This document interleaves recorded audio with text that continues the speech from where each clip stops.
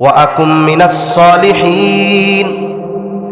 আগের বার তো অনেক কাজ করতে পারি নাই, এইবার যদি একটু যাওয়ার সুযোগ দেন ও রব, এত বেশি আমি নেক আমল করব যে আমি সৎকর্মশীলদের অন্তর্ভুক্ত হয়ে যাব। ওয়া আকুম মিনাস সালিহিন। সে যত আবেগ দরদ নিয়ে বলুক না কেন, রব আমারে একটু দুনিয়ায় যাবার সুযোগ দেন, আমি দান সাদকা করব, আমি নেককার হয়ে যাব। যতই আবেগ দিয়ে বলুক না কেন, একটা মুহূর্তের জন্য পুনরায় তাকে দুনিয়ায় আসার সুযোগ দেওয়া হবে নাকি? হবে। ওই যেই জিনিসটার জন্য সে আল্লাহর কাছে ফরিয়াদ করবে, ওই সময় এখন আমার আপনার কাছে আছে না নাই? তাহলে কেন চায়ের দোকানে, কেন আপনি লুডুর আড্ডায়, কেন যুবক ভাই ফেসবুকের মধ্যে, কেন আপনি ওয়াহেতুক মজলিসে, কেন খেলার মাঠে সময় নষ্ট করতেছেন? এই সময়গুলোর জন্য মরার পরে আফসোস করবে, দাম বুঝবে, কিন্তু তখন করার কিছু থাকবে না। এজন্য আমরা সময়ের মূল্যায়ন করব, কোন ইনশাআল্লাহ। 4 নম্বর, নবীজি সাল্লাল্লাহু আলাইহি ওয়াসাল্লাম বলেন, ওয়া তাযহারুল ফিতান। কিয়ামতের আগে ফিতনা প্রকাশ পাবে। মুহাদ্দিসিনে কেরাম বলেন, এখানে উদ্দেশ্য হলো দাজ্জালের আগমন, দাজ্জালের ফিতনা। কিয়ামতের আগে একের পর এক বিভিন্ন ফিতনা আসবে, কিন্তু সবচেয়ে বড় ফিতনা হলো দাজ্জালের ফিতনা। এই উম্মতের জন্য সবচেয়ে বড় ফিতনা দাজ্জালের ফিতনা। নবীজি উম্মতের প্রতি বড় রহম দিল, উম্মত যেন এই ফিতনায় পতিত না হয়। নবীজি এই জন্য পেরেশান আমল শিখায় দিয়েছেন। নবীজি জানায় দেন, যে ব্যক্তি জুমার দিন সূরা কাহাফের তিলাওয়াত করবে, কমপক্ষে প্রথম 10 আয়াত তিলাওয়াত করবে, আল্লাহ রাব্বুল আলামিন দাজ্জালের ফিতনা থেকে তাকে হেফাজত করবে। কোন সূরা? সূরা কাহাফ, একটু বড় সূরা। আপনি পুরা সূরা পারেন না, কমপক্ষে 10 আয়াত পড়েন। 10 আয়াতও পারেন না, যদি মাদ্রাসার মুহতামিম সাহেব হুজুরে আইসা বলেন, জুমার দিন হুজুর আমলটা তো করা দরকার, পড়তেও পারি না, এক কাজ করেন, একজন ছাত্রের দিয়া অথবা ইমাম সাহেবরে দিয়া জুমার পরে 10টা আয়াত আমাকে যেন পড়া শোনায়। 1 মিনিট বা 1.5 মিনিট লাগবে। ইমাম সাহেব বলবে যে না না, আমরা খুব ব্যস্ত, আপনি নিজে পড়া নেন গে, এমন বলবে? বরং আরো খুশি হবে যে আমার এলাকার মুসল্লিরা, মুসলমানেরা সূরা কাহাফের আমলের ব্যাপারে কত গুরুত্ব আরোপ করতেছে। নিজে পড়তে না পারলে ইমাম সাহেবরে বলেন, ওয়ামা তাদরি নাফসুন বিআইয়ি আরদিন তামুত ইন্নাল্লাহা আলীমুন খাবীর।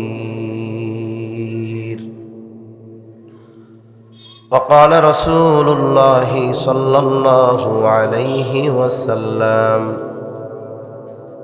لا تقوم الساعة حتى يقبض العلم وتكثر الزلازل ويتقارب الزمان وتظهر الفتن وتكثر الحرج وهو القتل حتى يكثر فيكم المال فيفيض أو كما قال النبي صلى الله عليه وسلم صدق الله العلي العظيم وصدق رسوله النبي الكريم ونحن على ذلك لمن الشاهدين والشاكرين والذاكرين والحمد لله رب العالمين. سبحانك لا علم لنا إلا ما علمتنا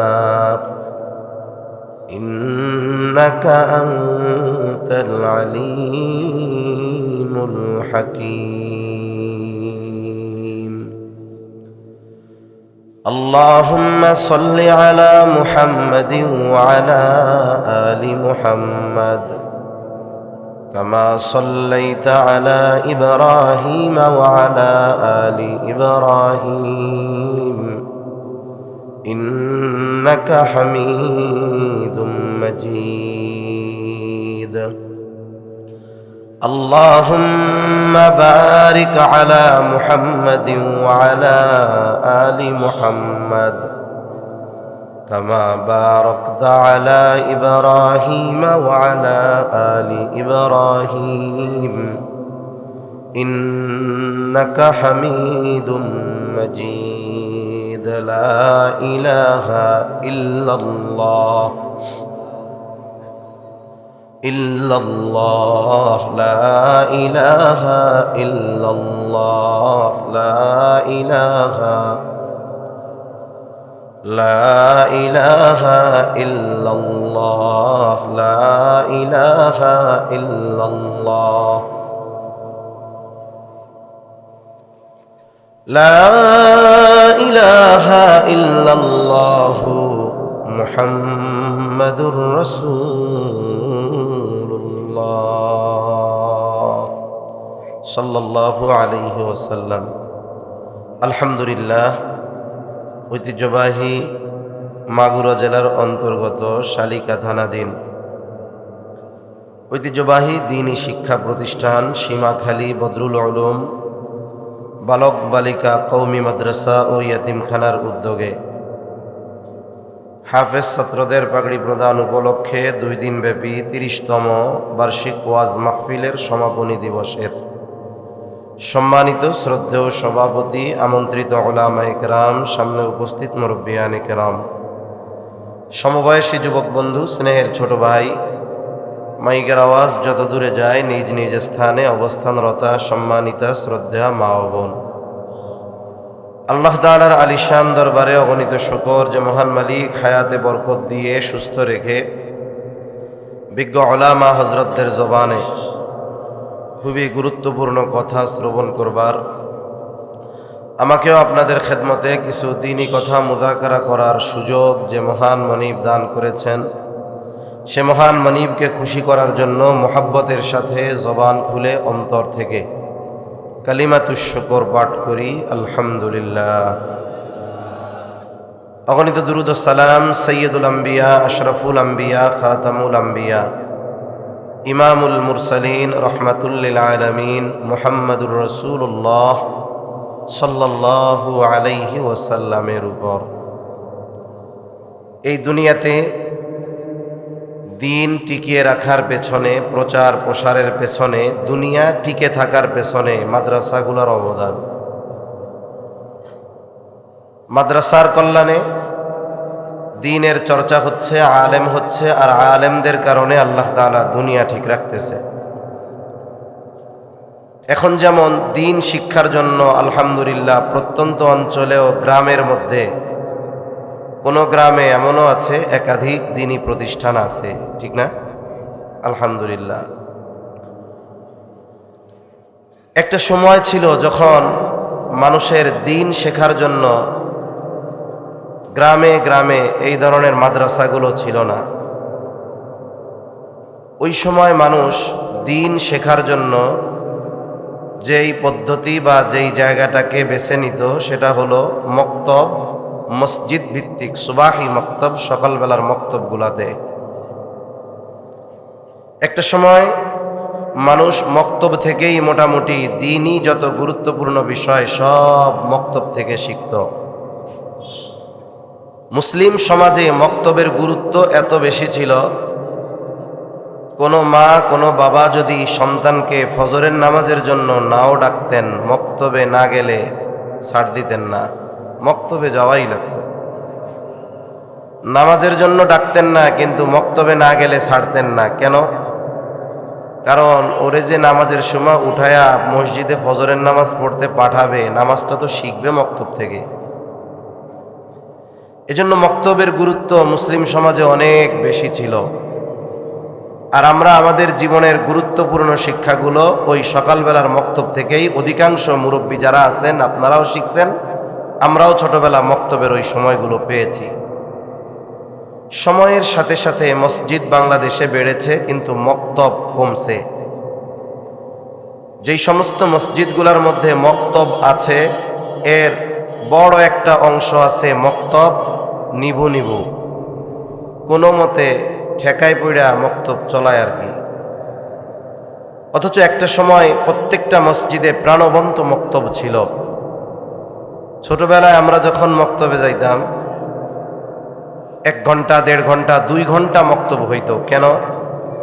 কারণ ওই সময়গুলোতে কেজি স্কুল ছিল না, কিন্ডার গার্ডেন এগুলো ছিল না। প্রাইমারিতে যারা পড়ছেন আপনাদের খেয়াল থাকার কথা, 1-2তে যারা পড়তো এদের ক্লাসের টাইম 10টা থেকে 12টা, 3, 4, 5 12টা থেকে 4টা শেষ। আর এখন 4 বছর বয়স, বাপের নাম বলতে পারে না, বই 6টা, ক্লাস শুরু ফজরের নামাজের পর।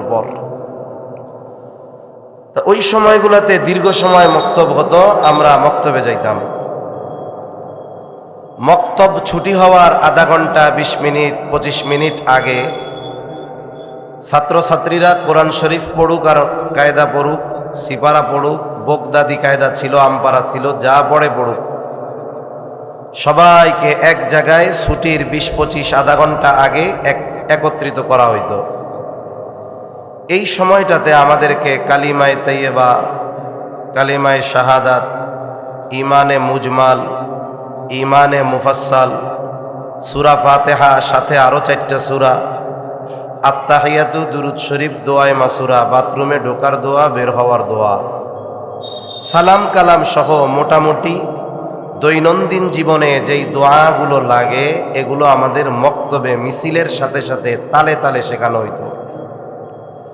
আনন্দে আনন্দে সবাই পড়তো। দেখা যাইতো যেই ছেলেটা দেখে দেখে কায়দা ঠিকমতো পড়তে পারে না, কিন্তু এই আধা ঘন্টা মিছিলের তালে তালে পড়ে নামাজের মাসলা মাসাইলগুলো, অজুর ফরজ, গোসলের ফরজ, নামাজের ফরজ, নামাজের ওয়াজিব, নামাজ ভঙ্গের কারণ, এইগুলো মোটামুটি কোরআন শরীফ পড়ার আগে পাক্কা নামাজি হতে যা লাগে ওই মিছিলের সাথে পড়ে পড়ে মুখস্থ করে করে ওগুলো তার আয়ত্তে চলে আসতো।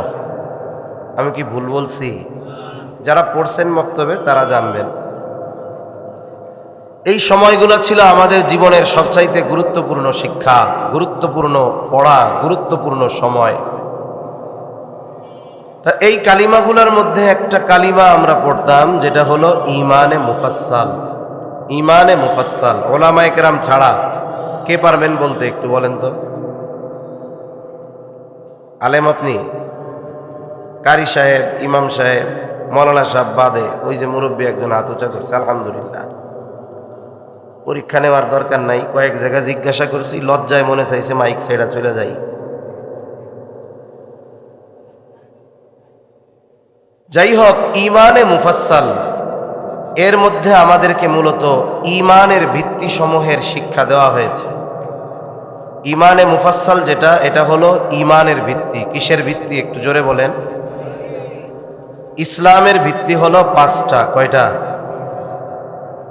এই হুজুররা পাশ থেকে বললে হবে না তো, ওনারা তো আমাকে পড়াইব, বলবেন হলো আপনারা। ইমানের ভিত্তি কয়টা? নাকি ভাল লাগতেছে না? অন্য কিছু দরকার? একটা কিচ্ছা কাহিনী কই, কি কন? ইমানের ভিত্তি, ইসলামের ভিত্তি কয়টা? ইমানের ভিত্তি কয়টা? ইমানের ভিত্তি কয়টা? ইমানের ভিত্তি হলো 6টা। কয়টা? জোরে বলেন না, কয়টা? আমি বলার পরেই তো আপনাদের জিজ্ঞাসা করতেছি। আপনাদের সাথে আমার একটা আগে যোগসূত্র তৈরি করা দরকার, এরপরেই না কথাবার্তা। আপনারা কেমন, টোকা দিলে বাজেন কিনা এটা একটু দেখতে হবে না? এটা তো আমি জিজ্ঞাসা করার পরে আপনার কাছে জানতে চাচ্ছি ফিডব্যাক কেমন, যে প্রতি উত্তর আপনারা কেমন দেন। ইমানের ভিত্তি কয়টা? জোরে বলেন, কয়টা? 6টা। ইমানে মুফাসসাল যেটা, এটা হলো ইমানের ভিত্তি সমূহ এর মধ্যে আছে। ইমানে মুফাসসালটা কি?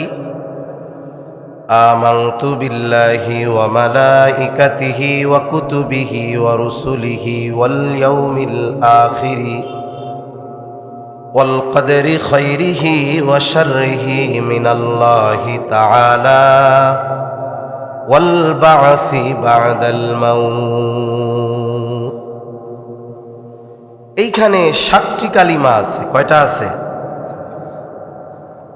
1 নাম্বার আমানতু বিল্লাহ, আমি ঈমান এনেছি আল্লাহর উপর। 2 নাম্বার ওয়া মালাইকাতিহি, আমি ঈমান এনেছি তার ফেরেশতাগণের উপর।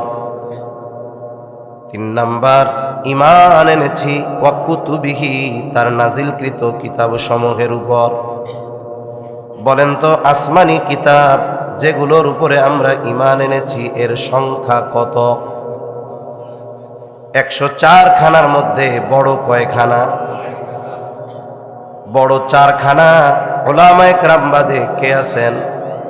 এই 4 খানা কিতাব কোন কোন নবীর উপরে নাজিল হয়েছে বলতে পারবেন? আলহামদুলিল্লাহ, হাত একটু উঠছে, এতে খুশি। এক জায়গায় জিজ্ঞাসা করছি, মোটামুটি মানুষজন ভালোই আছে। তা 4 খানা কিতাবের নাম একটু কোন, কে আছেন? কোন নবীর উপরে কোনটা নাজিল হয়েছে? একজন খুব কষ্টে দাঁড়াইছে। 4 কিতাব 4 নবীর কাছে নাজিল হইতে বলতে গিয়া 3 বার ভুল হইছে। এর আগে কয়েকটা জিজ্ঞাসা করছি, পারি নাই। তা ওনারে খুশি হয়ে 200 টাকা হাদিয়া দিচ্ছে যে আপনি দাঁড়াইছেন তো। তা ওনারা আমারে বলতেছিল, হুজুর ওয়াজ কিন্তু খুব ভালোভাবে ভাড়ায় ফেলতে হবে। তা আমি এইসব জিজ্ঞাসা কইরা জবানের মধ্যে তালা মেরে দিলাম। মিয়া, ইমানের ভিত্তি আসমানি কিতাবের উপরে ঈমান আনছেন, আমল বহুদূর। 4টা বড় কিতাব কোন কোন নবীর উপরে নাজিল হয়েছে এটা কইতে পারেন না। এজন্য অবস্থা আমাদের কি? আমরা ওয়াজ মাহফিলগুলাতে শুধু মনে করি 2 হাত দিয়ে কানে টান দিবে, টক ঝাল মিষ্টি ওয়াজ হবে, ভ্যারাইটিস খিচুড়ির মতো। খিচুড়ি যেমন বিভিন্ন জিনিস সবজি টবজি দিয়ে আনলে মজা, ওয়াজ এরকম মজা লাগবে। এজন্য ওয়াজ মাহফিলগুলো অধিকাংশ এখন হয়েছে এন্টারটেইনমেন্ট। এন্টারটেইনমেন্ট মানে হলো বিনোদন। বিনোদন বুঝেন? মানুষ সিনেমা, নাটক, নভেল, নাটক এগুলো কেন দেখে? পাপ তো হয়, দেখে বিনোদনের জন্য। ওয়াজ মাহফিল কি ওই জন্য নাকি? ওয়াজ মাহফিলে দিন শিখবো কিছু, অথবা কমপক্ষে দিন শেখার আগ্রহ নিয়ে বাড়ি ফিরতে হবে। যা আমাদের ওয়াজ মাহফিলগুলো এমন হয়, ফজরের নামাজ কাজা, অবস্থা খারাপ। আমাদের নাসির সাহেব হুজুর বলে না, প্রত্যেকটা জিনিসের একটা রিয়াকশন আছে। গভীর রাতের রিয়াকশন হলো ওই এলাকার ফজরের নামাজ ইমাম মুয়াজ্জিন সহ কাজা হবে। তা ওয়াজ মাহফিল ওনাদের জিজ্ঞাসা করছি, একজনও শুদ্ধভাবে পারে নাই। তাহলে ঈমান আনছি আমরা কিতাব সময়ের উপর। 5 নাম্বার ওয়াল ইয়াউমিল আখিরি, আমি ঈমান এনেছি আখিরাত অথবা পরকালের উপর। 6 নাম্বার ওয়াল কদরি খাইরিহি ওয়া শাররিহি মিনাল্লাহি তাআলা, আমি ঈমান এনেছি তাকদীরের ভালো মন্দ আল্লাহর তরফ থেকে হয় এই বিষয়ের উপর। 7 নাম্বার ওয়াল বা'সি বা'দাল মাউত, আমি ঈমান এনেছি মৃত্যুর পরে পুনরুজ্জীবিত হওয়ার উপর। এখন 7টা কেন হুজুর? আপনি তো 6টা কইছেন। আচ্ছা বলেন তো, মরার পরে আমরা যে আবার জীবিত হব এটা তো সত্য, কোনো সন্দেহ নাই। তবে এটা ইহকালে না পরকালে? দুনিয়ায় না আখেরাতে? তাইলে কোনো ব্যক্তি যদি আখেরাতের উপরে ঈমান আনে, তার মানে আখেরাত সম্পৃক্ত সব বিষয়ের উপরে ঈমান আনতে হবে। তাহলে ওয়াল বাসি বাদাল মাউত, এটা মূলত আখেরাতের উপরে ঈমান এনেছি এর একটা অংশ। এই হিসাবে 5 নম্বর আর 7 নম্বর হলো 2 in 1, একের মধ্যে 2, এই 2টা মিলে 1, বাকি আছে 5, সর্বমোট কয়টা হলো? 6টা। এই 6টা হলো ঈমানের ভিত্তি। আখেরাতের উপরে আমরা ঈমান এনেছি। আখেরাত কখন শুরু হয়? আখেরাতের শুরুর সম্পৃক্ততা প্রত্যেকটা ব্যক্তির নিজস্ব সময়ের সাথে। এখন যদি আমি মারা যাই, আমার আখেরাত শুরু, আমার পরকাল শুরু। যে যখন মারা যাবে তখন থেকেই তার আখেরাত শুরু, পরকাল শুরু। আখিরাত সম্পৃক্ত যত বিষয় আছে সব বিষয়ের উপরে ঈমান আনতে হবে। আর আখিরাতের সবচাইতে গুরুত্বপূর্ণ বিষয়গুলোর মধ্যে অন্যতম যেই বিষয় সেটার নাম হলো কিয়ামত। কিয়ামত কিয়ামত সংগঠিত হবে, এ ব্যাপারে কোনো সন্দেহ আছে? কিয়ামত যদি না হয়, আমাদেরকে যদি একত্রিত করা না হয়, বিচার আচার যদি না হয়, তাহলে মুমিনরা ঠকে যাবে, কিন্তু আল্লাহ মুমিনদের ঠকাবেন না। এখন কথা হলো কিয়ামত তো হবে বুঝলাম, তবে কিয়ামত কখন সংগঠিত হবে? কিয়ামত কখন সংগঠিত হবে দুনিয়ার কোন সৃষ্টির কাছে এই জ্ঞান নাই, এই ইলম নাই। কিয়ামত কখন সংগঠিত হবে এর সুনির্দিষ্ট সময় একমাত্র যিনি জানেন তিনি কে? আল্লাহই জানেন কিয়ামত কখন সংগঠিত হবে। হবে সুনিশ্চিত, কোনো সন্দেহ নাই। আমার আপনার নবীজিও জানেন না কিয়ামত কখন সংগঠিত হবে। ওহীর বাহক জিবরাইল আলাইহিস সালাম তিনিও জানেন না কিয়ামত কখন সংগঠিত হবে। কেন জানেন না? কারণ জিবরাইল আলাইহিস সালাম আলিমুল গায়ব না, আমার আপনার নবীজিও আলিমুল গায়ব না। আমাদের দেশে কিছু ভাই আছে নবীজিকে অনেক মহব্বত করে, আফসোস আমরা যদি বলি নবীজি আলিমুল গায়ব না, তারা আমাদেরকে নবীর দুশ্মন বলে গালি দেয়, ওহাবি বলে গালি দেয়, বিভিন্ন রকমের কথা বলে, কি বলে না? নাকি আপনাদের এদিকে বলে না কিছু? কত ধরনের টিটকারি করে, অথচ একাধিক প্রমাণ দেওয়া যাবে স্বয়ং নবীর নিজের জবানের কথা যে আমি আলিমুল গায়ব নই। প্রসিদ্ধ একটা হাদিস আছে, হাদিসটার এক নাম হলো হাদিসে জিবরিল, আর একটা নাম হলো উম্মুস সুন্নাহ। হাদিসে জিবরিল নাম কেন? জিবরাইল আলাইহিস সালাম মানবাকৃতিতে সাহাবায়ে কেরামের উপস্থিতিতে নবীজির কাছে আসছেন। উদ্দেশ্য সাহাবায়ে কেরামকে দ্বীনের মৌলিক বিষয়গুলো শিক্ষা দেওয়া। জিবরাইল আলাইহিস সালাম নবীজির কাছে আসছেন, একেবারে নবীজির হাঁটুর সাথে হাঁটু লাগায়া বসছেন, এক একটা করে প্রশ্ন করেছেন, নবীজি জবাব দিয়েছেন। সাথে সাথে জিবরাইল আলাইহিস সালাম এই জবাবগুলোর সত্যায়ন করেছে। এক নাম্বার প্রশ্ন করেছে, আখবিরনি আনিল ইসলাম, আপনি আমাকে ইসলামের ব্যাপারে খবর দেন, বলেন ইসলাম কি? ইসলামের যেই ভিত্তি পাঁচটি, নবীজি ইসলামের পরিচয় দিতে গিয়ে এই পাঁচটা ভিত্তির কথা উল্লেখ করেছেন। এরপরে নবীজিকে জিবরাইল আলাইহিস সালাম জিজ্ঞাসা করেন, আখবিরনি আনিল ঈমান, আমাকে ঈমানের ব্যাপারে খবর দেন, ঈমান কি জিনিস, ঈমানের ব্যাপারে খবর দেন। নবীজি ঈমানের যেই 6টা ভিত্তির কথা আমরা আলোচনা করলাম, এই 6টা কথা নবীজি বললেন। এরপরে নবীজিকে জিবরাইল আলাইহিস সালাম প্রশ্ন করলেন, আখবিরনি আনিল ইহসান, ইহসান কি, ইহসানের ব্যাপারে আমারে খবর দেন, আমারে বলেন। নবীজি জবাব দিলেন, আন তা'বুদাল্লাহা কাআন্নাকা তারাহু ফাইন লাম তাকুন তারাহু ফাইন্নাহু ইয়ারাকা। ইহসান হলো এমন ভাবে ইবাদত করা যে কেমন যেন তুমি আল্লাহকে দেখতেছো, দেখে দেখে ইবাদত করতেছো। আর যদি এমনটা না হয়, ফাইন লাম তাকুন তারাহু, যদি তুমি তারে দেখতে না পাও, ফাইন্নাহু ইয়ারাকা, নিশ্চয়ই আল্লাহ যে আমাকে আপনাকে আমাদেরকে দেখেন, এ ব্যাপারে কোনো সন্দেহ আছে নাকি? আল্লাহ তোমারে দেখতেছে, এইভাবে ইবাদত করা, এটা হলো ইহসান। এরপরে জিবরাইল আলাইহিস সালাম নবীজিকে প্রশ্ন করলেন, আখবিরনি আনিস সাআহ, আপনি আমারে খবর দেন কোন কিয়ামত কখন সংগঠিত হবে। প্রশ্ন যিনি করতেছেন রূহুল আমিন, ওহীর বাহক, জবাব দিবেন রহমাতুল লিল আলামিন, ওহীর ধারক।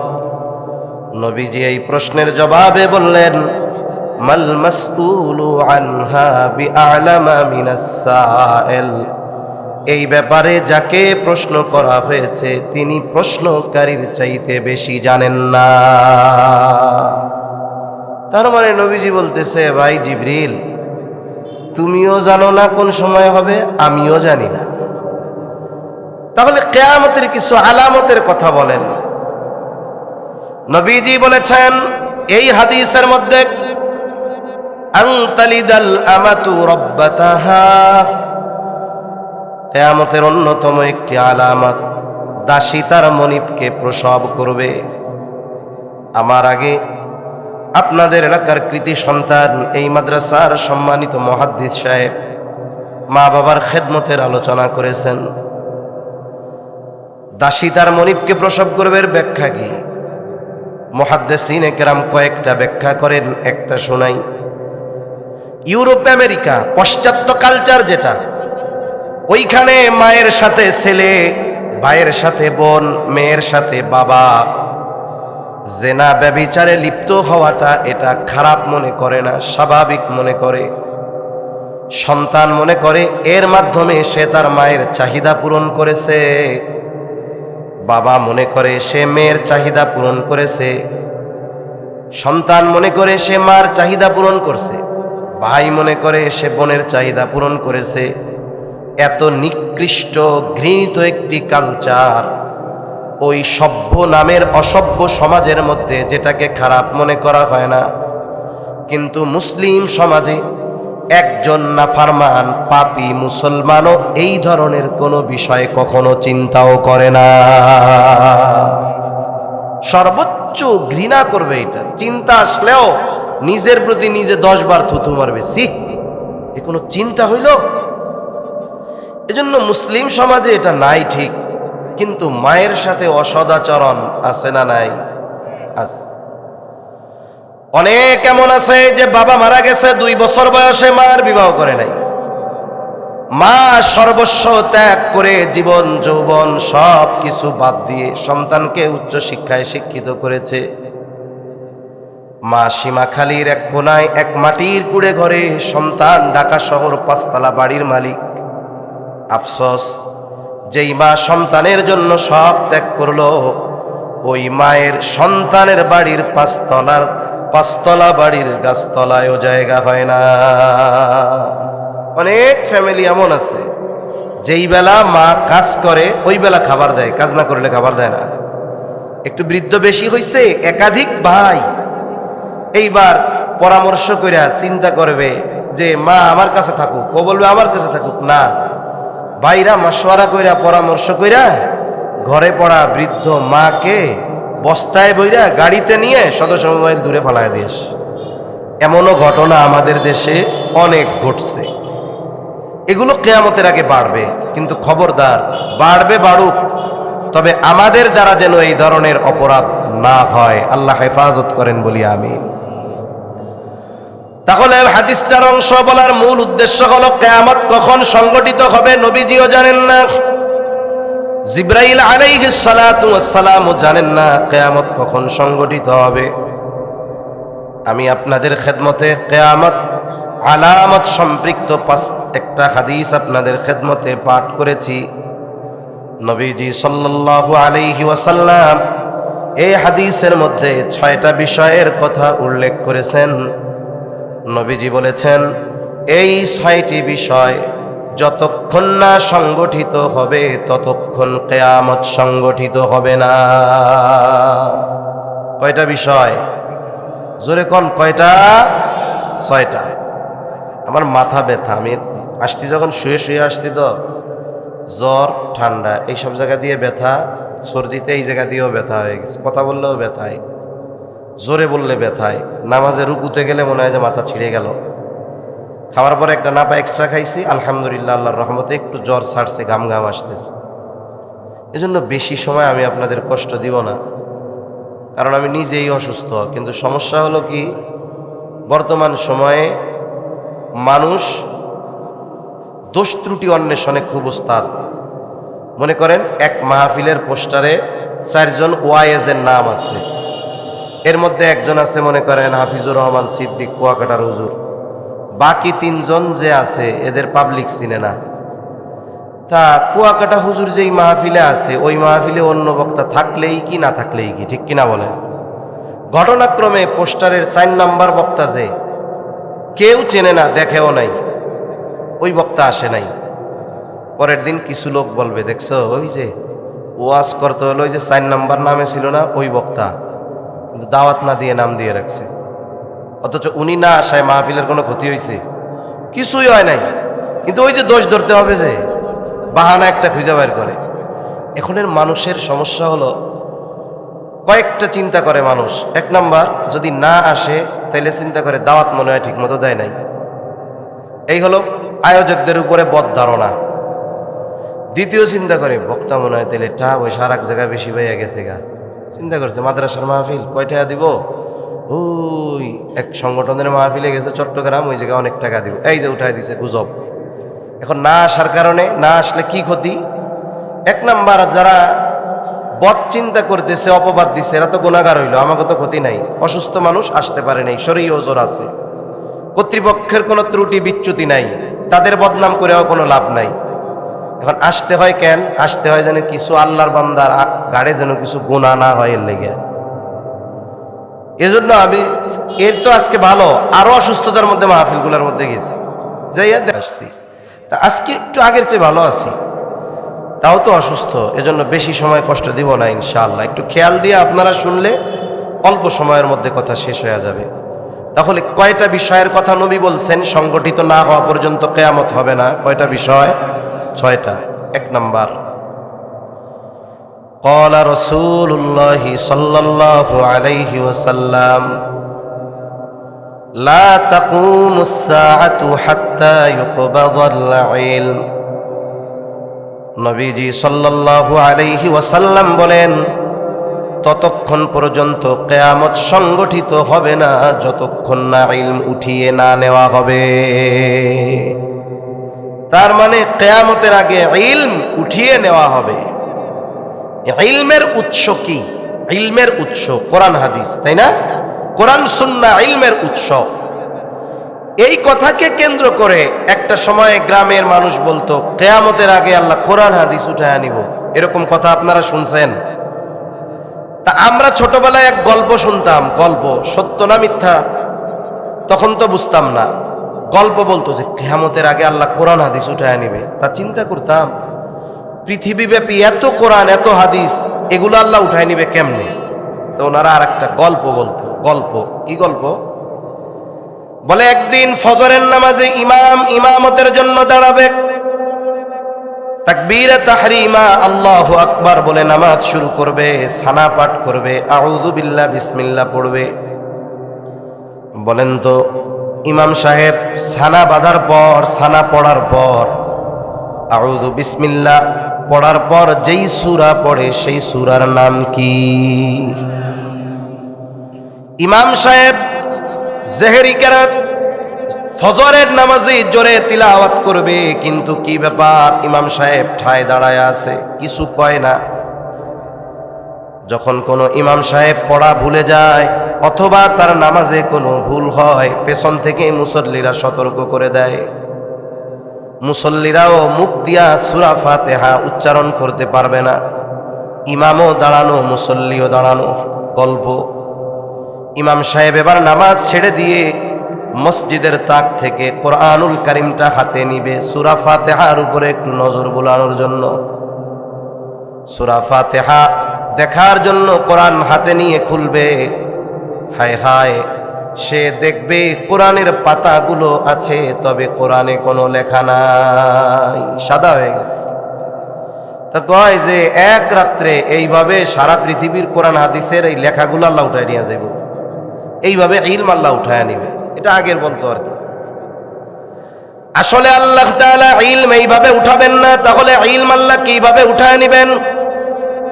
নবীজি সাল্লাল্লাহু আলাইহি ওয়াসাল্লাম বলেন, ইন্নাল্লাহা লা ইয়াকবিদুল ইলমা ইনতিজাআন ইয়ানতাজিউহু মিনাল ইবাদ। আরেক বর্ণনায় আসছে ইয়ানতাজিউহু মিনান নাস। আল্লাহ তাআলা তার বান্দার অন্তর থেকে একত্রে ইলম আল্লাহ উঠায় নিবেন না। এমনটা হবে না হাফিজ সাহেব ঘুমিয়ে আছে, সকালবেলায় সে সুস্থ কিন্তু কোরআনের সব ভুলে গেছে, এমনটা হবে না। তাহলে আল্লাহ ইলম কেমনে উঠায় নিবে? নবীজি বলেন ওয়ালাকিন ইয়াকবিদুল ইলমা বিকবদিল উলামা,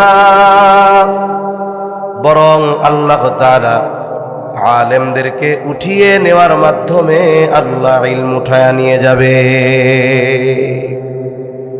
আলেমদের উঠিয়ে নেওয়ার মাধ্যমে ইলম উঠিয়ে নিয়ে যাবে। শাইখুল ইসলাম আল্লামা শাহ আহমদ শফি রহমাতুল্লাহি আলাইহি সমকালীন কয়েকজন বিখ্যাত আলেমের কথা আমি বলতেছি, যারা নিকট অতীতে আমাদের ছেড়ে চলে গেছেন। জুনাইদ বাবু নগরী রহমাতুল্লাহি আলাইহি, মুফতি আব্দুস সালাম চটগামী রহমাতুল্লাহি আলাইহি, ফকিহুল মিল্লাত আব্দুর রহমান সাহেব রহমাতুল্লাহি আলাইহি, পটিয়ার মুফতি সাহেব আহমদুল হক রহমাতুল্লাহি আলাইহি দুনিয়া ছেড়ে চলে গেছে। বলেন তো, জুনায়েদ বাবু নগরী গেছে, শাইখুল ইসলাম আহমদ শফি চলে গেছে, মুফতি আব্দুস সালাম চটগামী রহমাতুল্লাহি আলাইহি চলে গেছে, কিন্তু ওনাদের দ্বারা যেই ইলমি খেদমত হয়েছে ওই শূন্যতা পূরণের জন্য আর একজন আব্দুস সালাম আছে নাকি? নাই। এইভাবে ধারাবাহিকতার প্রমাণ নয়। সময়ের শ্রেষ্ঠ যারা আল্লাহ উঠায় নিবে, আজ থেকে 50 বছর পরে যারা ওই সময়ের শ্রেষ্ঠ থাকবে উঠবে। আজ থেকে 50 বছর পরে যারা দেশ বরণ্য আলেম থাকবে, তারা এই সময়ের যারা দেশ বরণ্য মুহাক্কিক আলেম তাদের তুলনায় ইলমি আমলি যোগ্যতায় অনেক কম থাকবে, এটা স্বাভাবিক। এভাবে আস্তে আস্তে যোগ্য মানুষ আলেমদের আল্লাহ উঠায় নিবে। তাহলে আলেমদেরকে উঠিয়ে নেওয়ার মাধ্যমে আল্লাহ ইলম উঠায় নিবেন। তাহলে বোঝা গেল ইলম যতদিন থাকবে, আলেম যতদিন থাকবে, ইলম থাকবে। ইলম যতদিন থাকবে দুনিয়া থাকবে, কিয়ামত তত দূরে থাকবে। আর ওই আলেম আর ইলম কোন জায়গা থেকে বের হয়? বলে সীমাখালী বদরুল উলুম মাদ্রাসাগুলোর মতো মাদ্রাসা থেকে। এজন্য সাধারণ মানুষের এই বিষয়গুলো বোঝা দরকার যে মাদ্রাসা, উলামায়ে কেরাম এগুলো হলো আমাদের সবচাইতে কল্যাণকারী। মাদ্রাসা জিন্দা থাকবে তো দর্স তাদরিস থাকবে, এখান থেকে আলেম উলামা বের হবে, আর আল্লাহ তাআলা কিয়ামতকে আমাদের থেকে দূরে সরায় রাখবে। আপনাদের তো অনেক প্রশংসা, মাশাআল্লাহ। উস্তাদরা আপনারা মেহমানদারি করান, সবাই উস্তাদ লজিং আছে, অনেক ছাত্রর লজিং আছে। অনেক জায়গা তো সুযোগ থাকার পরেও এটারে ঝামেলা মনে করে, কিন্তু দক্ষিণবঙ্গে আলহামদুলিল্লাহ আরো কিছু অঞ্চল আছে এখনো ঘরে একটা মাদ্রাসার ছাত্র থাকাটা, এটা ওই ঘরের মানুষ রহমত আর বরকতের কারণ মনে করে, ঠিক কিনা বলেন? এজন্য আমরা তালিবুল ইলম এদের প্রতি আন্তরিক হব, মাদ্রাসাগুলোর প্রতি আন্তরিক হব, উলামায়ে কেরামের ব্যাপারে আন্তরিক হব কোন ইনশাআল্লাহ। তাহলে 1 নাম্বার, কিয়ামত ততক্ষণ সংগঠিত হবে না যতক্ষণ না ইলম উঠিয়ে না নেওয়া হবে। 2 নাম্বার, নবীজি সাল্লাল্লাহু আলাইহি ওয়াসাল্লাম বলেন ওয়া তাকসুরাজ জালাজিলু, কিয়ামতের আগে জালজালা ভূমিকম্প বেড়ে যাবে। ভূতাত্ত্বিক যারা তারা বলেন পৃথিবীতে প্রতিনিয়ত ভূমিকম্প হয়, তবে ভূমিকম্পের মাত্রা কম হওয়ার কারণে মানুষ অনুধাবন করতে পারে না। কিন্তু জলবায়ুর পরিবর্তন, এই সমস্ত কারণে সম্প্রতি সময়ে ভূমিকম্পের মাত্রা বাড়তেছে। আগে দেখা যাইত 20, 40, 50 বছর পর এক একটা ভূমিকম্প হইত। সম্প্রতি সময়ে কাছাকাছি কয়েক বছরের মধ্যে বড় কয়েকটা ভূমিকম্প হয়েছে। তুরস্কে হাজার হাজার মানুষ ভূমিকম্পে মারা গেছে, আফগানিস্তানে হাজার হাজার মানুষ মারা গেছে। কিছুদিন আগে থাইল্যান্ড আর মায়ানমার সীমান্তে ভূমিকম্প, উঁচু উঁচু অত্যাধুনিক বিল্ডিংগুলো কেমন যেন বাতাসে নড়তেছে। বলে কিয়ামতের আগে এই জালজালা ভূমিকম্প আরো বাড়বে। ভূতাত্ত্বিকরা বলে টেকটনিক প্লেটের নড়াচড়া বাড়ার কারণে ভূমিকম্প হয়, কিন্তু ইমানদার যারা তারা এই জাগতিক বিপর্যয় আর মুসিবতকে শুধু বৈশ্বিক কারণ দিয়ে বিশ্লেষণ করে না, বরং কোরআন সুন্নাহর নিরিখে এই কারণগুলোকে তারা অন্বেষণ করে। তাহলে ভূমিকম্প বাড়ার, এই বিপর্যয় বাড়ার প্রথম কারণ কি? সজাগ আছেন? সজাগ আছেন? এত জোরে কইছেন, আল্লাহু আকবার, আমি অবাক হয়ে গেছি। সজাগ আছেন? তাকবীর দেন, নারায়ে তাকবীর, নারায়ে তাকবীর। ওই পেছন থেকে দেন তো একটু, ওই গাছ একটা আছে না, গাছের ওই পাশের লোক দিবেন, এরা চুপ থাকবেন। নারায়ে তাকবীর, আরো জোরে, নারায়ে তাকবীর। এবার গাছের এই পাশে দিবেন, এই পাশে মুরব্বী একটু বেশি দেয়া যায়। কোন নারায়ে তাকবীর। ওরা একটু দূরে, ওনারাও স্লোগান জোরে দিছে, দূরে যে আওয়াজ কম শোনা গেছে। আপনারাও জোরে দিচ্ছেন, তবে আপনারা কাছে একটু বেশি জোরে শোনা গেছে। সজাগ আছেন তাইলে? জালজালা কেন বাড়ে? আমাদের এই যে জলে, স্থলে, পানিতে, শুকনা জমিনে বিভিন্ন ধরনের মুসিবত, বিপর্যয় হয়, এগুলো কেন হয়? আল্লাহ তাআলা কোন ظهر الفساد في البر والبحر بما كسبت أيدي الناس। জল স্থলে বিপর্যয়, এটা হলো মানুষের হাতের কামাই, আমাদের হাতের কামাই। জলে স্থলে যত বিপর্যয় হয়, পানিতে কি হয় বলে সিডর, আইলা, লাইলা, সুনামি, জলোচ্ছ্বাস, এগুলো মানুষের হাতের কামাই। জমিনে কি হয়? ভূমিকম্প, ভূমিধস, অতিবৃষ্টি, অনাবৃষ্টি, অতি খরা, এগুলো মানুষের হাতের কামাই। তাহলে আমাদের পাপের কারণে মূলত এইগুলা হয়। আর আল্লাহ তাআলা ভূমিকম্প, সিডার, আইলা, লাইলা, সুনামি, এগুলো আমাদের ধ্বংস করে দেওয়ার জন্য দেন না। তবে কেন দেন? আল্লাহ তাআলা বলেন লিউযীকাহুম বা'দাল্লাযী আমিলু লাআল্লাহুম ইয়ারজিউন। আমাদের বদআমলের কারণে এইগুলো আল্লাহ আমাদের দেন, শাস্তি আস্বাদন করান। তবে ধ্বংস করে দেওয়া উদ্দেশ্য নয়, মূল উদ্দেশ্য হলো লাআল্লাহুম ইয়ারজিউন, যাতে করে তারা পাপাচারের পথ থেকে প্রত্যাবর্তন করে আল্লাহর দিকে ফিরে আসে। এই জন্য আল্লাহ দেন। দেন কেন? পাপের কারণে। কি জন্য দেন? শেষ করে দেওয়ার জন্য না, বরং আমরা যেন পরিশুদ্ধ হই, পাপ থেকে যেন আমরা ফিরে আসি। এখন এই ভূমিকম্প স্থলে সৃষ্ট একটা বড় বিপর্যয়, মুসিবত কেন হয়? বিভিন্ন পাপের কারণে হয়।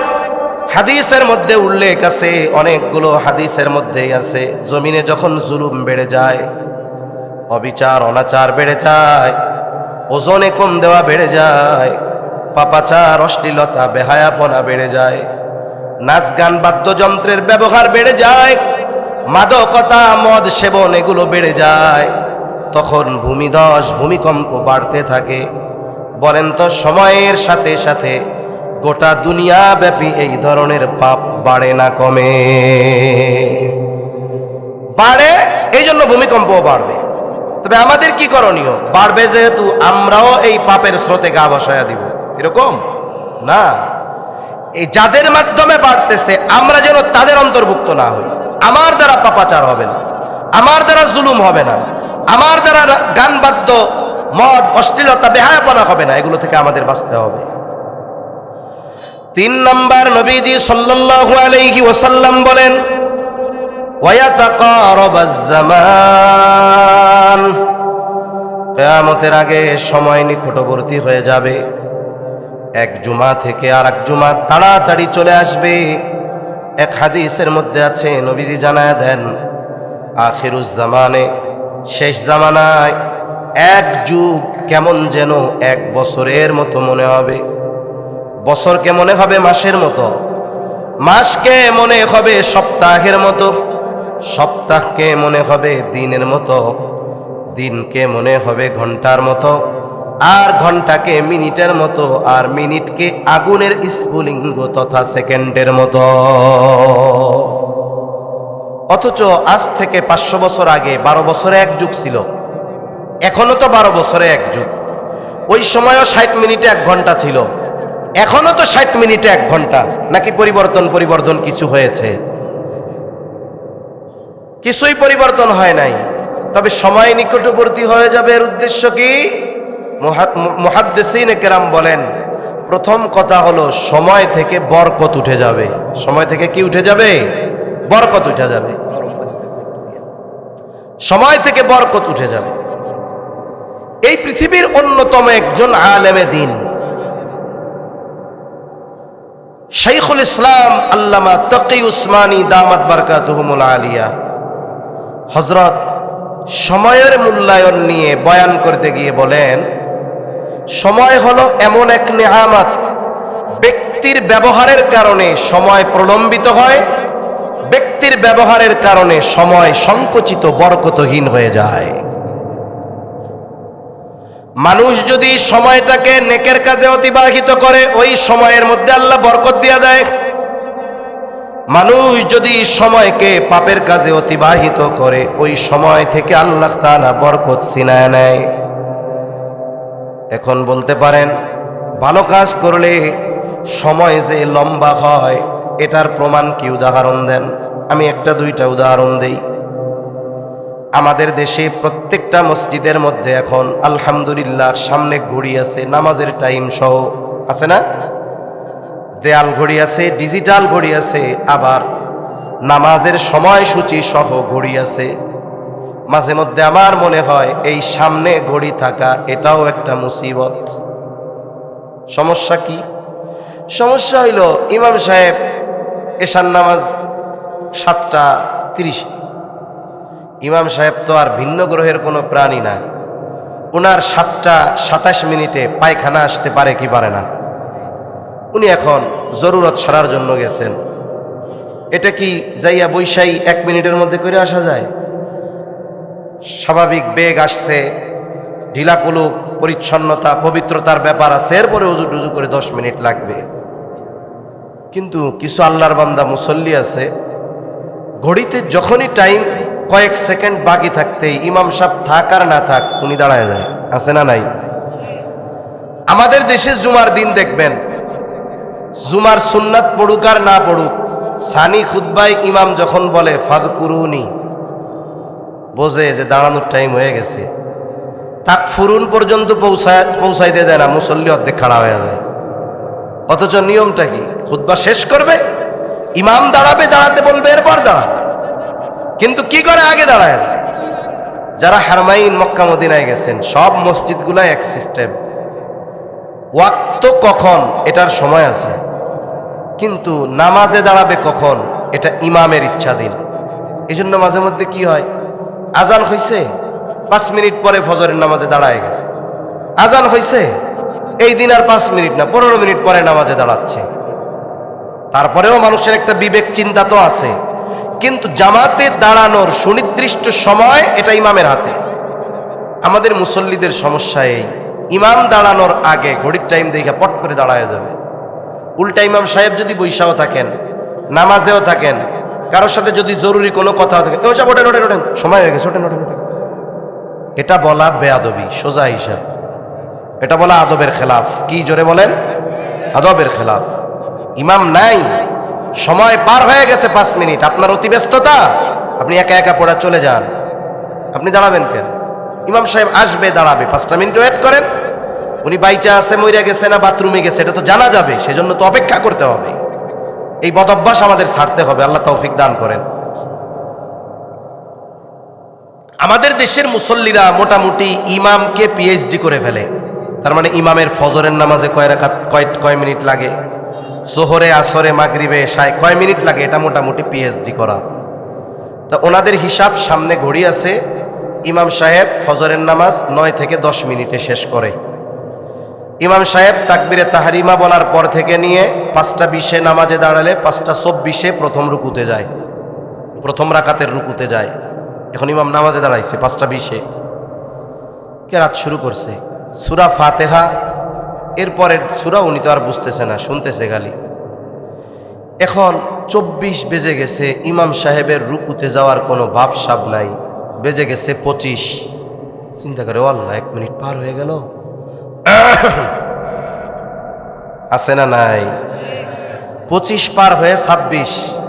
এইবার ইমামের ইক্তেদা বাদ দিয়ে ওই কাশিওয়ালা ইমামের ইক্তেদা করে আরো 10 জন।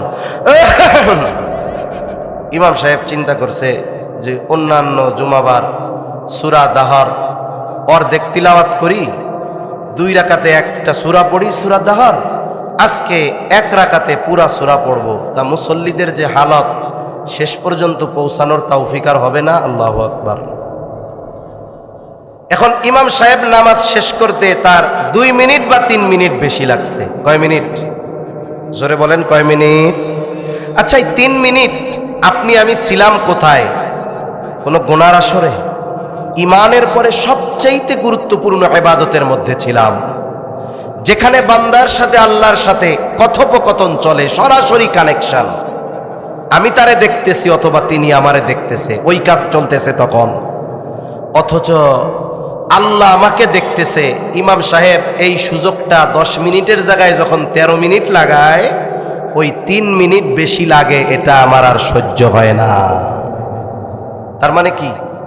যেটা ভালো কাজ ওটা লম্বা সময় করতে আমাদের কষ্ট হয় কেন? ভালো কাজে যুক্ত হলে সময়ের মধ্যে বরকত হয়। দেখবেন 4 দোকানে বসে টেলিভিশন দেখতেছে, 3 ঘন্টা পার হয়ে গেছে, কোমরও ব্যথায় না, মাজাও ব্যথায় না। উঠলে সিট হারায়া যাবে এই ভয়ে প্রস্রাব চাপায় রাখে, মাগার ওঠে না। কিন্তু কোরআন শরীফ পড়তে দেন, 2 পৃষ্ঠা পড়ার পরে মাজা ব্যথা, কোমর ব্যথা, গলা ব্যথা, খুক খুক কাশি, পানির তৃষ্ণা, প্রস্রাব, পায়খানা সব চাপ দেয় একসাথে। মনে হয় এই 2 পৃষ্ঠার 10 মিনিট সে 10 ঘন্টা বসে আছে। কেন? বলে ভালো কাজের মধ্যে আছে তো, সময়টা অনেক লম্বা মনে হয়। ওই লোকই নামাজ শেষ করে 3 মিনিট দেরি সহ্য হয় নাই, 3 ঘন্টা 4 দোকানে বসে আড্ডা দেয়। আছে না নাই? তাহলে সময় যদি ভালো কাজে ব্যয় করা হয়, সময়ের মধ্যে বরকত হয়।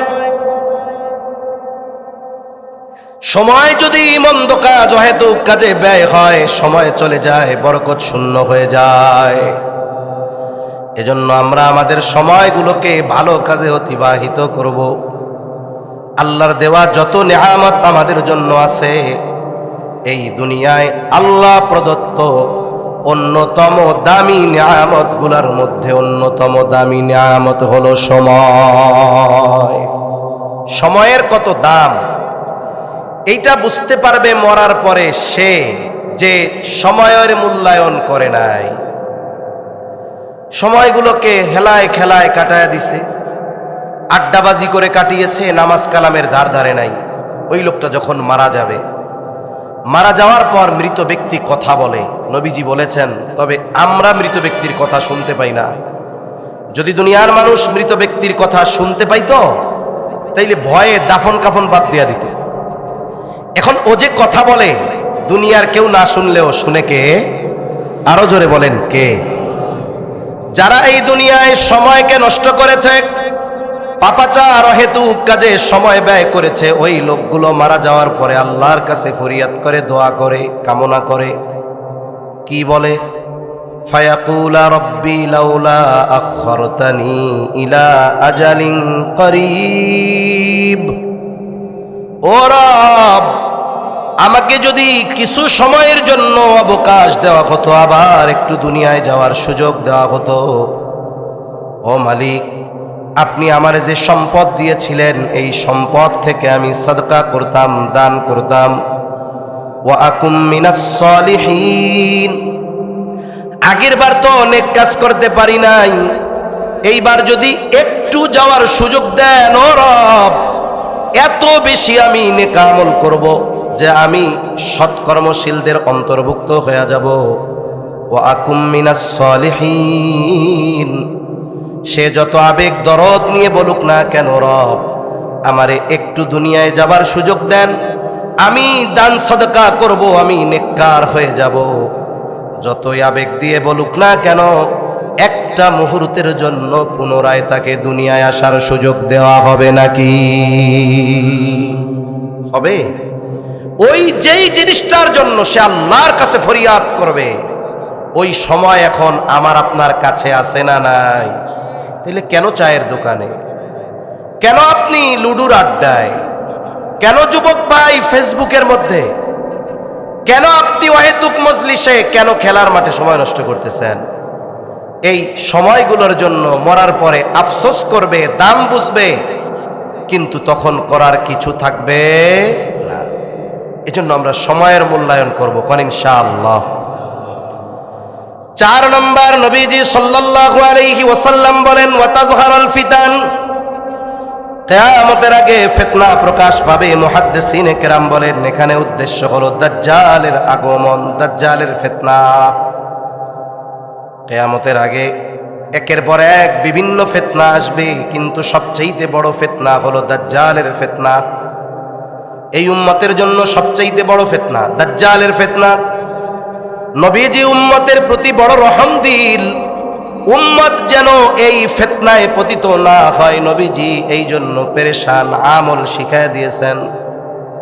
নবীজি জানায় দেন, যে ব্যক্তি জুমার দিন সূরা কাহাফের তিলাওয়াত করবে, কমপক্ষে প্রথম 10 আয়াত তিলাওয়াত করবে, আল্লাহ রাব্বুল আলামিন দাজ্জালের ফিতনা থেকে তাকে হেফাজত করবে। কোন সূরা? সূরা কাহাফ, একটু বড় সূরা। আপনি পুরা সূরা পারেন না, কমপক্ষে 10 আয়াত পড়েন। 10 আয়াতও পারেন না, যদি মাদ্রাসার মুহতামিম সাহেব হুজুরে আইসা বলেন, জুমার দিন হুজুর আমলটা তো করা দরকার, পড়তেও পারি না, এক কাজ করেন, একজন ছাত্রের দিয়া অথবা ইমাম সাহেবরে দিয়া জুমার পরে 10টা আয়াত আমাকে যেন পড়া শোনায়। 1 মিনিট বা 1.5 মিনিট লাগবে। ইমাম সাহেব বলবে যে না না, আমরা খুব ব্যস্ত, আপনি নিজে পড়া নেন গে, এমন বলবে? বরং আরো খুশি হবে যে আমার এলাকার মুসল্লিরা, মুসলমানেরা সূরা কাহাফের আমলের ব্যাপারে কত গুরুত্ব আরোপ করতেছে। নিজে পড়তে না পারলে ইমাম সাহেবরে বলেন, উনি তিলাওয়াত করুক জোরে জোরে, শুনেন। 2, 4, 10, 15, 20 সপ্তাহ পর দেখা যাবে আপনি শুনতে শুনতে ওই 10 আয়াতের হাফেজ হয়ে গেছেন। হতে পারে কি পারে না? পারে, ব্যাপার না। এই আমলটা ধারাবাহিক করার ব্যাপারে আমাদের বুজুর্গানে দ্বীন গুরুত্ব দিয়ে বলেন, সূরা কাহাফ এমন এক আমল যেটা দাজ্জালের মতো মহা ফিতনা থেকে উম্মতকে আল্লাহর রহমতে হেফাজত করতে পারে। তবে দাজ্জাল হঠাৎ করে চলে আসবে না। দাজ্জাল আগমনের আগে এই উম্মতের পর একের পর এক ফিতনা আসবে। সাধারণ মানুষ যারা, সত্য মিথ্যা নির্ণয় করা কঠিন হয়ে যাবে, কোনটা হক কোনটা বাতিল পার্থক্য করা কঠিন হয়ে যাবে। অনেক সাধারণ মুসলমান ফিতনার সমুদ্রে হাবুডুবু খাবে। বুজুর্গানে দ্বীন বলেন, কোন আল্লাহর বান্দা যদি এই সূরা কাহাফের আমল ধারাবাহিকতা বজায় রাখে, আশা করা যায় যে আমল তাকে দাজ্জালের ফিতনা থেকে হেফাজত করবে। আশা করা যায় আল্লাহর রহমতে দাজ্জাল আগমনের আগে যত ধরনের ফিতনা এই পৃথিবীতে আসবে, সূরা কাহাফের আমলের বদৌলতে আল্লাহ তাআলা তাকে হেফাজত করবে। তাহলে আমরা আজকে থেকে এই আমলটা আমাদের জন্য জরুরি বানায় নিব। কেমন জরুরি? বেঁচে থাকার জন্য শ্বাস প্রশ্বাস যেমন জরুরি, সূরা কাহাফের আমলটাও আমরা ওই রকম জরুরি বানাবো ইনশাআল্লাহ। আল্লাহ তৌফিক দান করেন। 5 নাম্বার, নবীজি সাল্লাল্লাহু আলাইহি ওয়াসাল্লাম বলেন, ওয়াতাকসুরুল হারাজ, হারাজ বেড়ে যাবে।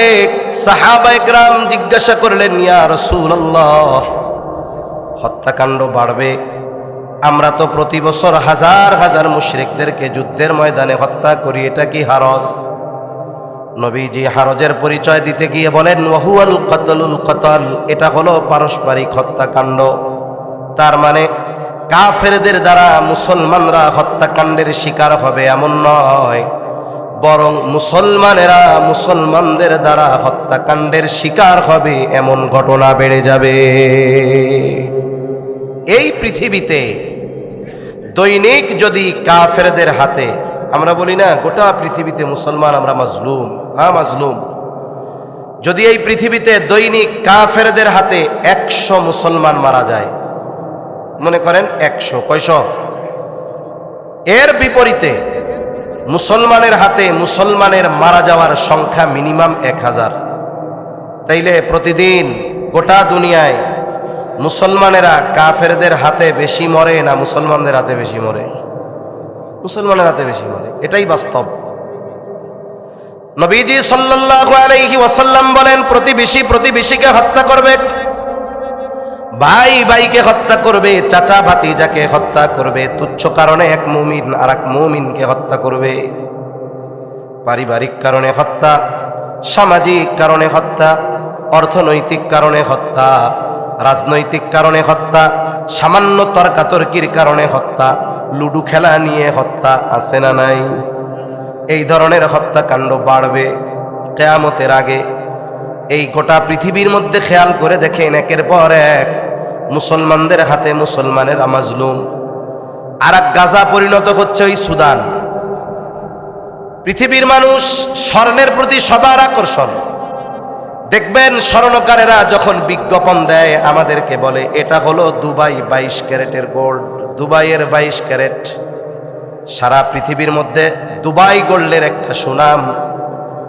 এই দুবাই গোল্ডের 80%, শতকরা 80 ভাগ স্বর্ণ এই দুবাইয়ের শাসকেরা ওই আফ্রিকার দেশ সুদানের একটা অঞ্চল থেকে ছিনতাই করে নিয়ে আসে। যেই ওই অঞ্চলে দুবাই শাসকদের প্রত্যক্ষ মদদে একটা গ্রুপ, মুসলমানদের একটা গ্রুপ নির্বিচারে গণহত্যা চালাচ্ছে। ওই এলাকা থেকে ওদের বের করে দিবে, ওরা দখল নিবে এবং স্বর্ণগুলো নিয়ে ওরা মজুত করবে। এই যে হত্যাকাণ্ড চালাচ্ছে মুসলমানদের প্রত্যক্ষ মদদে, অস্ত্রের সহায়তায়, আর এক মুসলমানেরা অন্য মুসলমানদের উপরে ব্রাশ ফায়ার চালাচ্ছে, গণহত্যা চালাচ্ছে।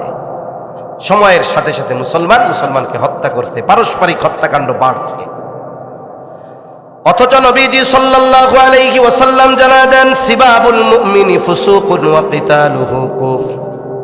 হত্যা তো বহুদূর, একজন মুমিনকে গালি দেওয়াও উচিত নয়, এটা ফাসিকি, হত্যা করা কুফরি। একজন মুমিনকে যদি অন্যায় কারণে হত্যা করা হয়, কেমন যেন এই পাপটা সারা পৃথিবীর মানুষকে হত্যা করার মতো। অথচ আফসোস, তুচ্ছ কারণে আমরা মানুষকে হত্যা করে ফেলতেছি। হত্যা বহুদূর, আমরা আমাদের জবান দিয়েও আর এক মুসলমানকে কথার মাধ্যমে কষ্ট দিব না। জোরে করেন ইনশাআল্লাহ। মুসলমান হওয়ার জন্য এই জবানকে কন্ট্রোল করা দরকার। গরুর গোশত বেশি খাইলে আর মুসলমানই নিলেই মুসলমান না। রাসূলুল্লাহ সাল্লাল্লাহু আলাইহি ওয়াসাল্লাম বলেন, আল মুসলিমু মান সালিমাল মুসলিমুনা মিন লিসানিহি ওয়া ইয়াদিহি। নবীজি সাল্লাল্লাহু আলাইহি ওয়াসাল্লাম বলেন, প্রকৃত মুসলমান হলো সে যার জবান এবং হাতের অনিষ্ট থেকে অপর মুসলমান নিরাপদ থাকে। আমি যদি এক মুসলমান ভাইকে বকা দেই, মুসলমান ভাইয়ের গীবত করি, মুসলমান ভাইকে অপবাদ দেই, তাহলে আমি যত বড় আবেদ হই না কেন, আমাকে বুঝে নিতে হবে আমি প্রকৃত মুসলমান হতে পারি না। কষ্ট হচ্ছে না? অল্প সময় আর শেষ হয়ে যাবে ইনশাআল্লাহ। রাসূল সাল্লাল্লাহু আলাইহি ওয়াসাল্লামের কাছে দুইজন মহিলার খবর আসছে। দুইজন মহিলা, একজনের ব্যাপারে বলা হলো, ইয়া রাসূলুল্লাহ সাল্লাল্লাহু আলাইহি ওয়াসাল্লাম, ওই মহিলা এমন কোনো আমল নাই যে করে না, কোনো আমল ছাড়ে না। তাহাজ্জুদ, আওয়াবিন, ইশরাক, চাশ, আইয়াম বীজের রোজা, সোম বৃহস্পতিবারের রোজা, জিকির, আজগার, তাসবিহ, তাহলিল, সকাল সন্ধ্যার আমল কিছুই সে ছাড়ে না। তবে সমস্যা একটা। কি সমস্যা? বলে তার প্রতিবেশীর সাথে একটু খারাপ ব্যবহার করে, কষ্ট দেয় ব্যবহারের মাধ্যমে। আর একজন মহিলা যা না করলেই নয়, সে তার বেশি করে না। ফরজটা করে, ওয়াজিবটা করে, সুন্নাতে মুআক্কাদা করে, এর বেশি আর কোনো আমল করে না। কিন্তু এই মহিলা তার প্রতিবেশীর সাথে ভালো আচরণ করে। ইয়া রাসূলুল্লাহ, এই দুইজন মহিলার মধ্যে কে উত্তম? নবীজি ওই অতিরিক্ত ইবাদত করনে ওয়ালি মহিলার কথা বলেন নাই। নবীজি বলেন এই দুইজনের মধ্যে সে উত্তম যে তার প্রতিবেশীর সাথে ভালো আচরণ করে। এজন্য ইবাদতের মাধ্যমেই প্রকৃত মুসলমান হওয়া যায় না। আর এক মুসলমানের সাথে ভালো আচরণই একজনকে উত্তম মুসলমানে পরিণত করতে পারে। এজন্য দল মত এগুলো পার্থক্য থাকবে, কিন্তু জাগতিক কারণে আমি আর এক মুসলমান ভাইকে আমার জবানের দ্বারাও কষ্ট দিব না, কোন ইনশাআল্লাহ। যদি এটা আমরা নিয়ন্ত্রণ করতে পারি, সমাজে সংগঠিত 70% অন্যায় অনাকাঙ্ক্ষিত ঘটনা দূর হয়ে যাবে আশা করা যায়। 6 নম্বর, নবীজি সাল্লাল্লাহু আলাইহি ওয়াসাল্লাম বলেন, হাত্তা ইয়াকসুরা ফীকুমুল মালু ফায়াফিদু, ততক্ষণ কিয়ামত সংগঠিত হবে না যতক্ষণ না মানুষের সম্পদ উপচিয়ে পড়বে, একজন মানুষ ওই পৃথিবীতে গরিব থাকবে না। মুহাদ্দিসিনে কেরাম বলেন এটা হবে ঈসা আলাইহিস সালামের জামানায় দাজ্জালকে হত্যার পর। আল্লাহ তাআলা ইসলামকে গোটা পৃথিবীর আনাচে কানাচে পৌঁছায়া দিবেন। একজন ব্যক্তিও তখন বেঈমান থাকবে না, সবাই পাক্কা মুমিন থাকবে, সবাই পাক্কা মুত্তাকি থাকবে। আর যখন কোন জনপদের অধিবাসী ইমানদার হয়ে যায়, মুত্তাকি হয়ে যায়, আল্লাহ তাআলার ঘোষণা, ওয়ালাউ আন্না আহলাল কুরা আমানু ওয়াত্তাকাউ লাফাতাহনা আলাইহিম বারাকাতিম মিনাস সামাই ওয়াল আরদ। আল্লাহ তাআলা বলেন, যদি ওই জনপদের অধিবাসীরা ঈমান আনে আর মুত্তাকি হয়ে যায়, লাফাতাহনা আলাইহিম বারাকাতিম মিনাস সামাই ওয়াল আরদ, আমি অবশ্যই তাদের জন্য আসমান আর জমিনের বরকতের দরজা সমূহ খুলে দিব। ওই সময় যেহেতু গোটা পৃথিবীতে সবাই ইমানদার আর মুত্তাকি হবে, আল্লাহ আসমান জমিনের বরকতের দরজা খুলবে। এত বেশি মানুষের সম্পদ হবে, মানুষ সদকা করবে এরকম একটা মানুষ খুঁজে পাবে না। আজকে মাদ্রাসার জন্য চাচ্ছে, ওই সময় দিতে চাইবে, কিন্তু নেওয়ার লোক থাকবে না। আল্লাহর নবী বলেন, এই 6টি বিষয় সংগঠিত না হওয়া পর্যন্ত কিয়ামত সংগঠিত হবে না। এরপরে কখন হবে সুনির্দিষ্ট সময় যিনি জানেন তিনি কে। যে আয়াতটা তিলাওয়াত করছি তরজমাটা একটু সংক্ষিপ্ত সাজে বইলা 5 মিনিটের আগে ইনশাআল্লাহ শেষ হয়ে যাবে। 2-1 মিনিট বেশি লাগলে কষ্ট নিয়েন না। অনেকে চিন্তা করতেছে গরম পানি আনাইলো, না জানি অসুস্থ কইয়া আর কতক্ষণ আমাকে ভয় ভয় নাই। আলহামদুলিল্লাহ। যে আয়াতটা তিলাওয়াত করছিলাম, এই আয়াতে আল্লাহ তাআলা গায়েব সম্পৃক্ত 5টা বিষয়ের কথা বলছেন। কয়টা বিষয়? সূরা লোকমানের সর্বশেষ আয়াত। এই 5টি বিষয়কে আরেক আয়াতে আল্লাহ তাআলা বলেছেন মাফাতিহুল গায়েব, গায়েবের চাবি সমূহ। মুফাসসিরিনে কেরাম বলেন, এই পৃথিবীতে যত গায়েব সম্পৃক্ত বিষয় আছে সবগুলো কোনো না কোনোভাবে এই 5টি বিষয়ের সাথে সম্পৃক্ত। এর মধ্যে 1 নম্বর হলো ইন্নাল্লাহা ইনদাহু ইলমুস সাআ, কিয়ামতের ইলম একমাত্র কার কাছে। 2 নম্বর ওয়া ইউনাজ্জিলুল গায়স, তিনি বৃষ্টি নামান। মেঘ হলে কি বৃষ্টি হয় না? অনেক সময় দেখা যায় দুপুরবেলা 12টা প্রচন্ড রোদ, হঠাৎ করে 5 মিনিটের মধ্যে গোটা আকাশ অন্ধকার মেঘে ছেয়ে গেছে, মনে হচ্ছে যেন রাত 12টা। মানুষেরা ঘরে ফিরে গেছে, দোকানদার দোকান বন্ধ করে চলে গেছে, চিন্তা করছে এমন বৃষ্টি নামবে আজকে অবস্থা খারাপ। বাড়িতে যাইয়া ঘরে ঢোকার আগে দেখে মেঘ সব শেষ, সূর্যের আলো আবার ফুটে উঠছে। হয় কি হয় না? আবার অনেক সময় এমন হয় আকাশের কোথাও মেঘ নাই, সূর্য আলো দিচ্ছে, হঠাৎ বৃষ্টি শুরু, আধা ঘন্টা এমন বৃষ্টি নামছে, শুকনা জায়গায় কোমর পানি। হয় কি হয় না? তার মানে মেঘ হলেই বৃষ্টি হয় না, বরং বৃষ্টি যিনি নামান, যিনি দেন তিনি কে? 3 নাম্বার আল্লাহ তাআলা বলেন ওয়া ইয়ালামু মা ফিল আরহাম, মায়ের গর্ভে ছেলে না মেয়ে কেউ জানে না, যিনি জানেন তিনি কে? একজন কইব, হুজুর কি কইলেন এই কথা? আমার নাতি জন্ম হওয়ার 2 মাস আগে জানছে এটা পোলা হবে। কি কন? জানছেন ভালো কথা। কোন সময়? যখন আল্লাহ মায়ের পেটে আকৃতি দিছে ছেলে অথবা মেয়ের, তখন জানছেন, ঠিক না? বলেন তো, এর আগে আপনার নাতি মায়ের পেটে ওই রকম ছেলে ছিল নাকি? কি ছিল? তুচ্ছ একটা শুক্র কি, এক ফোঁটা স্পার্মের মধ্যে কোটি কোটি শুক্রাণু থাকে। তার মানে আল্লাহ যদি চায়, এক ফোঁটা বীর্য থেকে কোটি কোটি মানুষ আল্লাহ সৃষ্টি করতে পারে, কোটি প্রাণ আল্লাহর মধ্যে দিতে পারে। এক ফোঁটে কোটি ভাগ করলে ওই কোটি ভাগের একটা ভাগ চোখ দিয়ে দেখা যাবে? ও তো মাইক্রোস্কোপ দিয়েও দেখা যাবে না। আল্লাহ তাআলা ওই পরিমাণ একটা শুক্র কীট মায়ের রেহেমে পৌঁছায় দিচ্ছে। এরপরে আল্লাহ তাআলা ওই মায়ের প্রতি মাসের যে অসুস্থতা, এটারে বন্ধ করে দিয়েছে। আল্লাহ কুদরতি প্রসেসিং শুরু হয়ে গেছে। এইবার ওই চোখে দেখা যায় না এতটুক তুচ্ছ পানিরে আল্লাহ একটা রক্তপিণ্ডে তৈরি করছে। এরপরে আল্লাহ একটা মাংসপিণ্ডে বানাইছে। এইবার বলেন তো, যখন আপনার ওই নাতি মায়ের পেটে 4 মাস বয়স, তখনও ছিল গোশতের টুকরা। পৃথিবীর কোন আল্ট্রাসোনোগ্রাফি মেশিন আছে, কোন বিজ্ঞান আর বিজ্ঞানী আছে ওই সময় আল্ট্রাসোনোগ্রাফি মেশিন দিয়ে ওই মায়ের পেটের তুচ্ছ রক্তপিণ্ড অথবা গোশতপিণ্ড, এটার উপরে গবেষণা করে বলতে পারবে এটা ছেলে হবে নাকি মেয়ে হবে? আছে এরকম কেউ? আপনি জানছেন কখন? যখন গর্ভের বয়স প্রায় 5 থেকে 6 মাস হয়েছে, এরপরে আল্লাহ যখন আকৃতি দিয়েছে তখন জেনেছেন।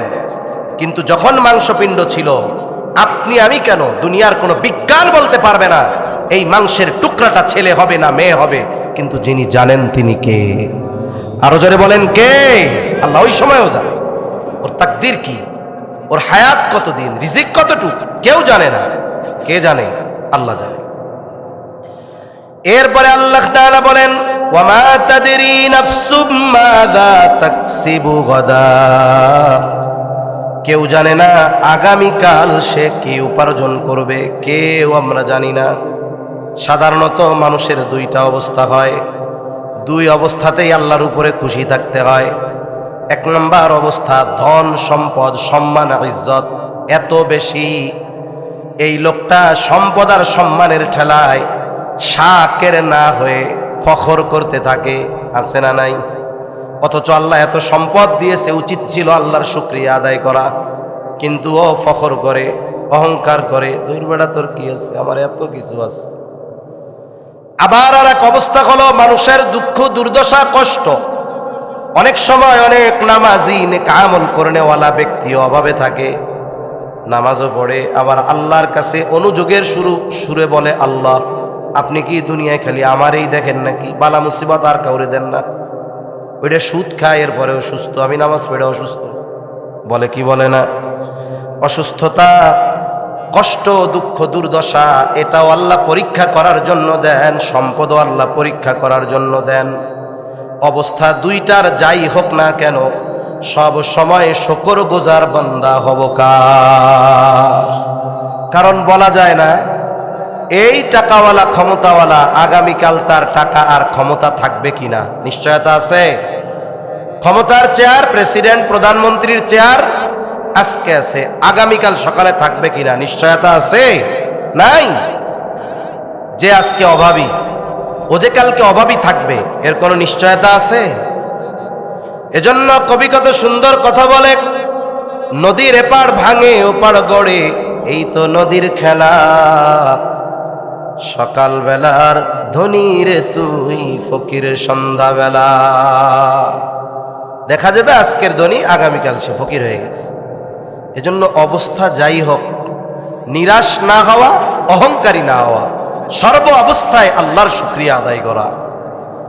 5 নম্বর আল্লাহ তাআলা বলেন, ওয়ামা তাদরি নাফসুম বিআইয়ি আরদিন তামুত। আল্লাহ তাআলা বলেন, কেউ জানে না কোন জমিনে তার মৃত্যু হবে। আমাদের মৃত্যুর সময় আর স্থান 2টাই সুনির্ধারিত, তবে আমরা জানি না। জানে কে? আল্লাহ জানে। রাসূলুল্লাহ সাল্লাল্লাহু আলাইহি ওয়াসাল্লাম বলেন, আল্লাহ তাআলা যার যেখানে মৃত্যু লিখে রাখছেন, ওর যদি ওই জায়গায় কোনো প্রয়োজন নাও থাকে, আল্লাহ তাআলা প্রয়োজন সৃষ্টি করে ওকে ওইখানে নিয়ে যায়। আমাদের দেশে প্রবাসে যায় মানুষেরা, মরতে যায় নাকি? যায় তো ইনকাম করতে, কিন্তু কতজন দৈনিক প্রবাসীদের লাশের কফিন আসতেই থাকে। আল্লাহ তাআলা ওই জায়গায় শুধু তার রিজিক না, ওই জায়গায় তার মৃত্যু আল্লাহ লিখে রাখছে। এজন্য আমাদের মৃত্যু আর সময় সুনির্ধারিত, তবে আমাদের জানা নাই। জানা আছে আগামীকাল সূর্যোদয় দেখতে পারবো কিনা? নিশ্চয়তা আছে। বাড়ি পর্যন্ত ফিরতে পারবো কিনা? নিশ্চয়তা আছে? কোনো নিশ্চয়তা নাই। এজন্য কি দরকার? দরকার হলো, যেহেতু এই জিনিসটা সুনিশ্চিত, তবে সুনির্ধারিত সময় আমাদের জানা নাই, যে কোনো টাইম আসতে পারে, হতে পারে, সেহেতু ওই জিনিসটার জন্য সর্বদা প্রস্তুত থাকাটাই হলো বুদ্ধিমানের কাজ। ঠিক কিনা বলেন?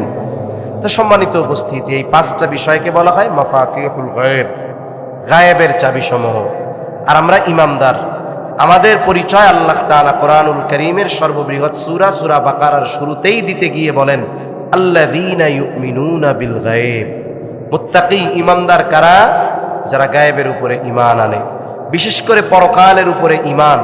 এটা আমাদের মজবুত হওয়া দরকার। কেন?